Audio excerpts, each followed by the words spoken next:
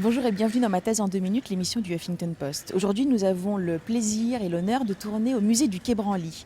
Et nous sommes en compagnie de Geoffrey Becker. Bonjour. Bonjour. Vous êtes docteur à l'EHESS et boursier au musée du Quai Branly. Est-ce que vous pourriez nous raconter de quelle manière vous étudiez l'interaction entre l'humain et la machine et surtout comment nous pouvons apprendre de la machine, nous humains? C'est un travail de thèse que j'ai commencé il y a des années et qui portait sur les gens qui construisent des robots et aussi les laboratoires qui mènent de la recherche avec des robots en interaction humain-machine. Donc j'ai surtout travaillé sur des humanoïdes, donc des robots qui ont l'apparence humaine.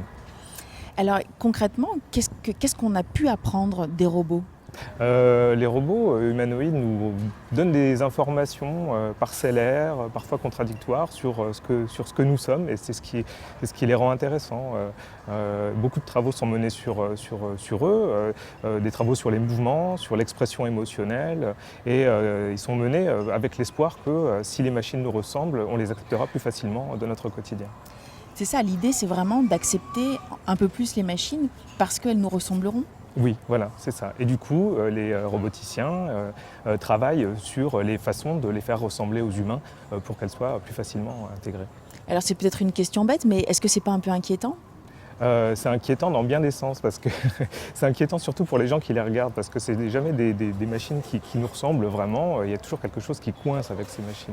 Et du coup, ça crée des situations vraiment étonnantes où on va se mettre à leur parler comme on parlerait à un humain, en sachant pertinemment que ce ne sont pas des créatures qui peuvent comprendre aussi facilement que nous le faisons le langage, par exemple. C'est aussi pour ça que l'anthropologie s'intéresse de près à la robotique.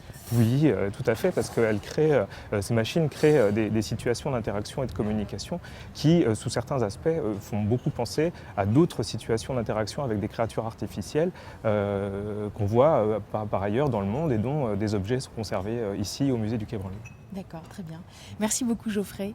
Merci et à très bientôt pour une nouvelle thèse en 2 minutes.